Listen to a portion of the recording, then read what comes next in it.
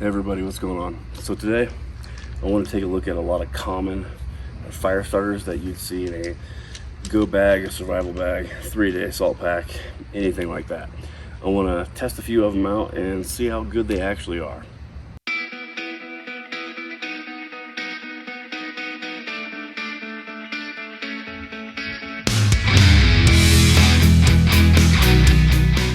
Okay, so let's start with some really common ones. Here we got a cheapy whistle combo thingy, and it has just your regular matches in it. Hopefully everybody knows how to strike a match here. But this, see, it broke right away.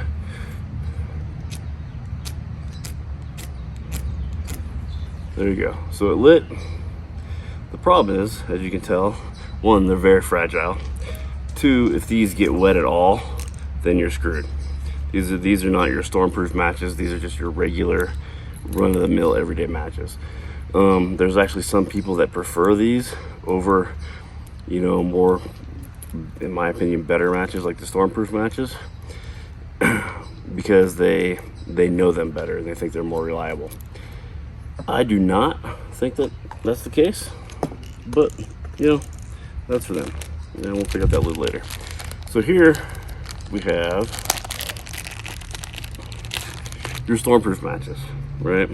These are the ones that are waterproof, or not water resistant, wind resistant, all that good stuff. Again, one little strike, very easy to light, and as you can tell how it burns, it doesn't get blown out too easily.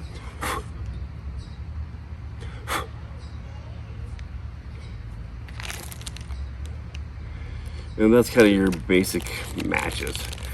You're either gonna have stormproof matches or your regular matches. So from there, let's go and look at probably one of the better fire starters, a lighter. Its downsides are it can run out of fuel. If it gets wet, it is a lot harder to ignite. If you have to hold it down for a while, you can start to burn your thumb or whatever. These childproof things really suck when it gets cold. But other than that, if you just get it out of the wind, this thing is going to work almost every time, as long as it has fuel, that is. Let's get to let's do this one first. So let's look at this. This is pretty common when you see like all the survival shows, right? It's a bar of magnesium with a ferrocerium rod on it, and you always have this little cheap saw thing on there, right?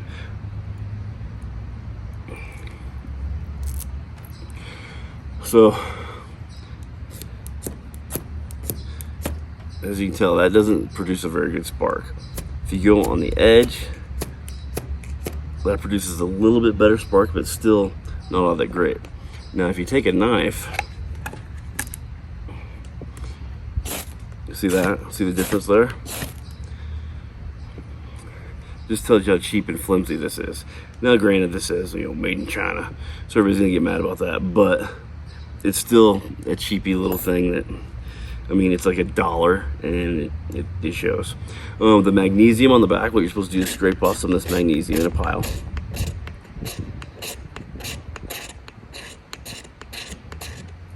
All right, let's see, it's just a little bit.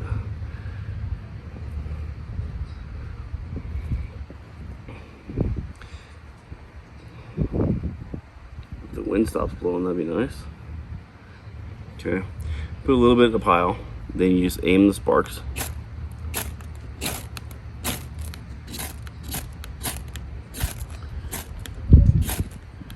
If you can see, they're starting to burn just a little bit. There you go. Didn't want to burn all through the rubber mat, make mama angry. But that's the whole point of it. You shave a lot of this off. Obviously, if you're gonna, in your emergency, you can shave as much of this off as you want. But this thing, cheap. Does it work technically? Yes, but it's not something that I would rely Speaking of magnesium, these are called fire assist capsules, right? These are just little capsules, like little pills. And inside of them is just full of magnesium. Now, these things, you can actually just kind of break them open a little bit. So let me, I'm trying to spill everywhere.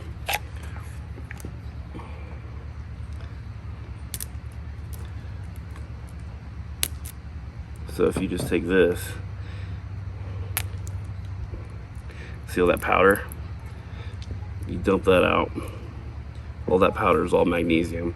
Then you can take a ferrocerium rod here and one little spark. These capsules are pretty awesome.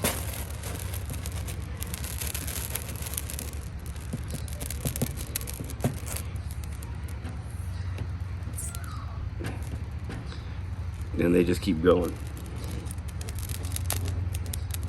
See that? So those capsules are really good. Obviously you need something to put a spark on it, but these capsules you can actually get them in a big jar full of them. I mean, they're pretty awesome. Let's see what else we got. Oh, let's show this. So we got I don't know if you guys have ever seen these. This is a little Zippo thing, and on the top it has a little sparker, very similar to a little lighter. And then here I have those things, and on the instructions it says to take a stick and you're gonna carve it down. We're gonna use this in a little bit anyway. And you're supposed to put this on here like so, fray this out a little bit,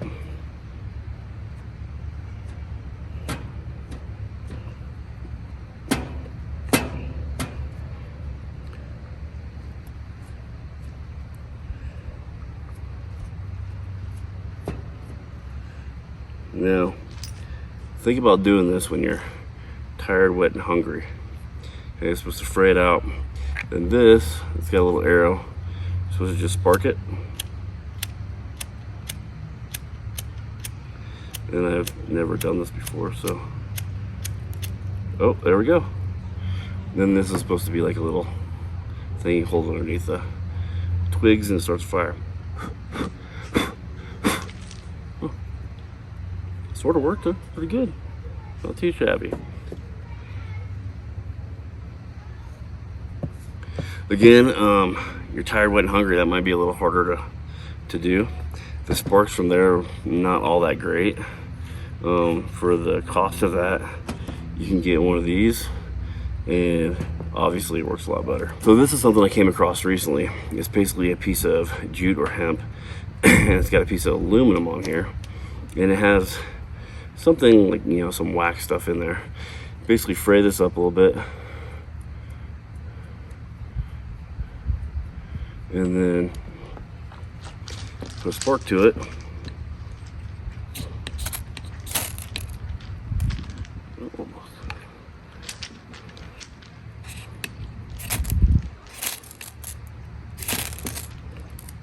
And then you have basically like a little candle.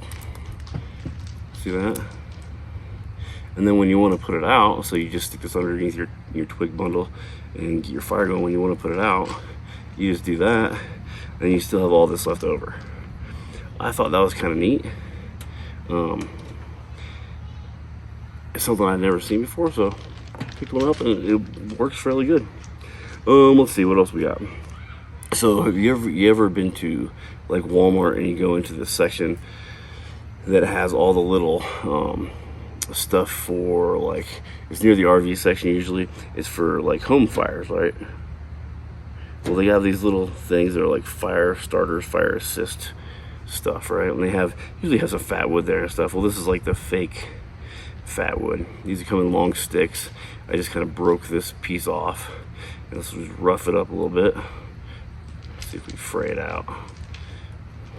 These work really good if you have a lighter and put a lighter on it. I don't know how good it'll work with a spark. So let's find out.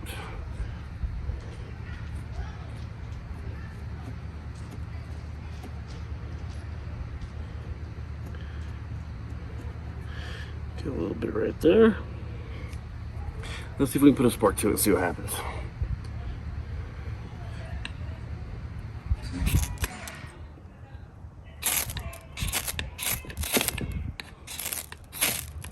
Well, there you go.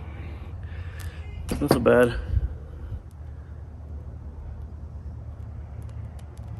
Not too shabby. I mean, it's lit. It's going. Definitely be able to start a little fire with it. So yeah, not too bad. What else we got? So this is something that I ordered a long time ago.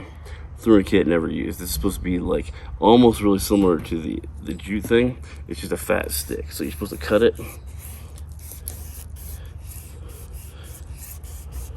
Just cut a chunk off of it. Like so. And then you're supposed to kind of break this up. And this is supposed to take a spark, from what they say. So, let's find out. Use this one again.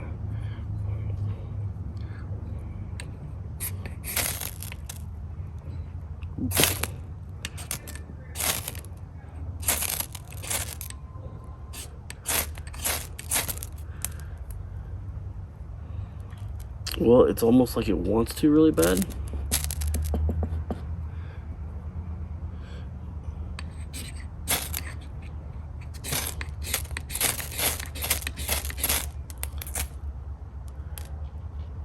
It's almost like it wants to really bad, but it's just not quite there. Now, I bet if we took this guy,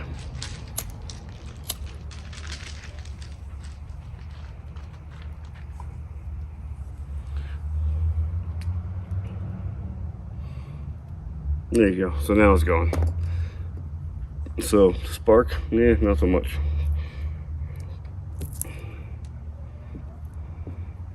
That's all right. And this is why we test our stuff. You know, if you go buy a new gun, you're not just gonna put it in your safe and hopefully it works one day, right? When you get your stuff, you need to test it.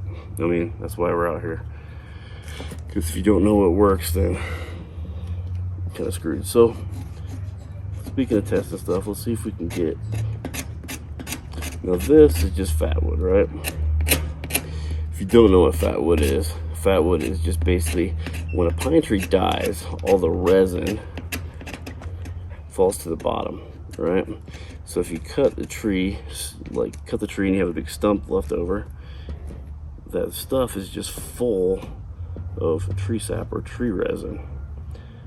That makes a really, really good fire starter.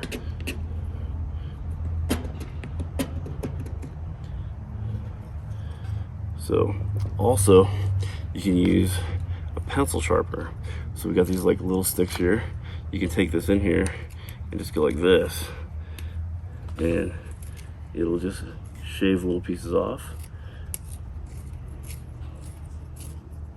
just like that, which works really nicely. And then after you have your little pile, you can also kill vampires. Who doesn't want to kill vampires?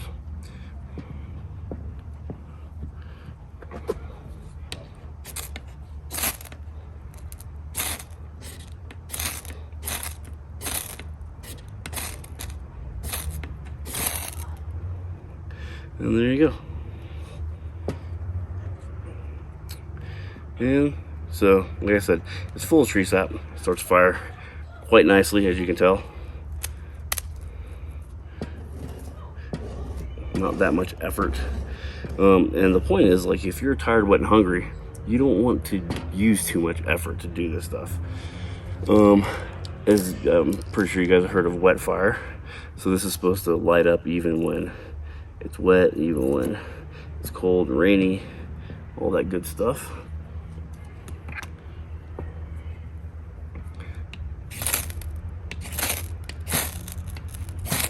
Oh, there we go. Already had it going. As you can tell, this stuff works amazing. This is probably, see that, I can't even put it out. I mean, this stuff is just awesome. And don't worry, this is just like an extra piece of rubber from the gym flooring. Let's see what else. We got some hand sanitizer. Now, hand sanitizer is pretty flammable. Why? Because it has alcohol in it. Oh, I had it for a second. Oh, it's going. You can't really see it. You feel it, but you can't see it. Okay, so hand sanitizer. Oh, hey, stop. Can be used as an accelerant. Obviously, the alcohol can burn off pretty fast, so you don't want to just simply rely on that. You always want something else there. Let's see. These are just like impregnated cotton balls, except they're not balls. These work very well, just like cotton balls. You just take a little piece, you get it so open, so there's a bunch of, the reason why you do this, and I did not know this when I first started doing this, like as a kid, was the reason why you fray this stuff open is so that the sparks have something to catch on. The more you open up the cotton ball in this example here, the more surface area that the sparks will be able to catch on, and that way the fire is a little bit easier. If you have this as a whole, it's a lot easier to open up than a little bitty piece like this.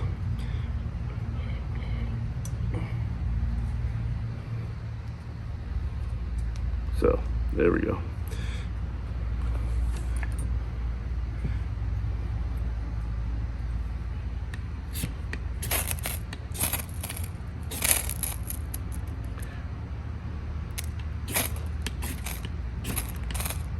There we go. Super easy, super reliable.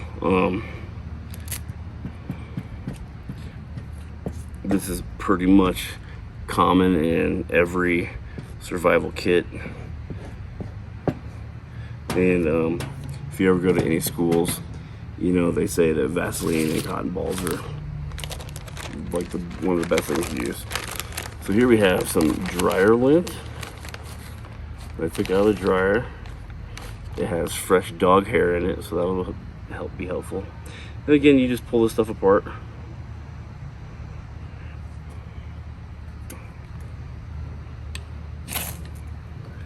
And one strike, and there you go. See, the dryer lint, pretty free if you own a dryer. And then you can put some Vaseline in there and mix it up, and it works even better. As you can tell, it goes up pretty quick, so you want to make sure you have your tinder bottle ready. Let's see what else we got. So here's a pocket tissue. Obviously these are super flammable, easy, right? So if you just hold your rod there, boom. Okay, these are not bad. If you just get a flat piece of paper, especially paper, it's not gonna work that well. This, as long as it catches spark on one of the edges, it'll be good.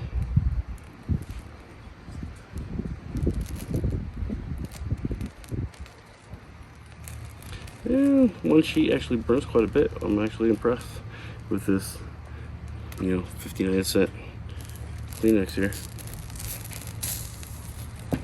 And the best part is I have all this stuff together, and it actually won't go out, but when you're in the woods doing this, it won't start. Okay, what else we got? Oh, my favorite. I'm not gonna do this, but this is a road flare. Okay, so you pop the top off. It's got a striker. You strike it, and then it goes at like 2,000 degrees. This will start a fire. It'll also start a forest fire. Don't do that. Okay, so now let's talk about something else here. So as you notice, I used this ferrocerium rod quite a bit. The reason why is because it's long and it's fat and it's easy to strike on. Now, I'm pretty sure everybody's seen these guys, right? These used to be like the cool guy things. and they have like fishing line, all kinds of stuff in there. Look at the ferrocerium rod on that compared to this one. Okay, and what they have is they have like old school military can opener to try to get a spark. Okay, see how small that is? When you use the same, it's the exact same can opener. Nothing special here. That one's just painted. Just to try to get a spark with this thing.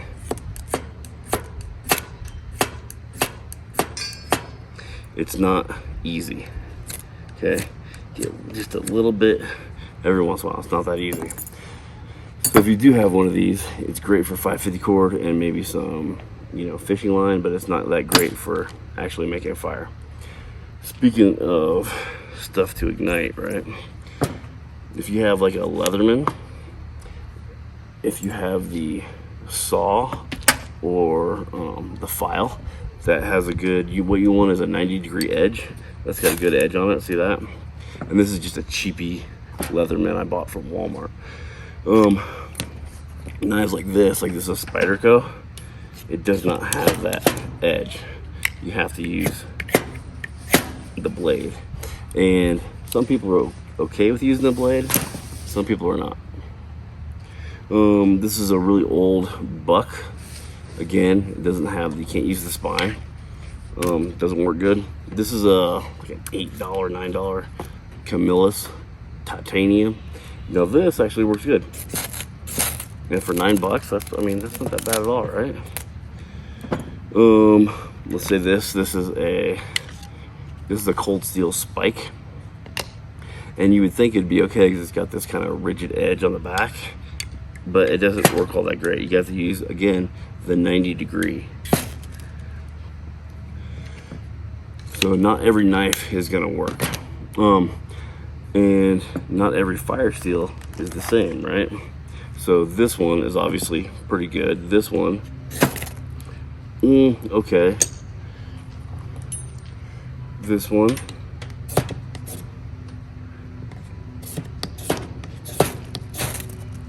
shoots okay. It's not bad once you get all the black coating off of there. And then this one, this is I just got this one. Works pretty good too. So just when you buy all this stuff, make sure that you buy good stuff, because this is not that expensive. A ferrocerium rod is not all that much. This is like 6 inches and I think like a ½ inch thick. You can get like 2 or 3 of them for a few bucks on Amazon. Strikers, you can get a little set of strikers for a few bucks too, or you can just use your knife, as long as it has a good spine on it to use. This is a Mora, one of the best survival knives out there. It's so weird that this little tiny knife is one of the best ones, but if you ask almost anybody, they'll tell you. And so, I think we've showed a good bit of stuff that people use and normally have on them. Again, if you have stuff, if you buy stuff, make sure you try it. Make sure you go out and see what it's all about. These are great, if you put them in your pocket or whatever. But again, if they get wet, if you're cold, or if they run out of fuel, they don't work. This is pretty good for almost any condition. Stormproof matches are great, anything like that. I don't really do like a bow drill. I did it once when I was a kid. I haven't really done it since, so I'm not gonna do it. Stick to what you know, right? Don't bring stuff out to the woods that you don't know how to use. Anyway, so that's it for today. If you have any questions, let me know. And always ask yourself, are you an asset or a liability?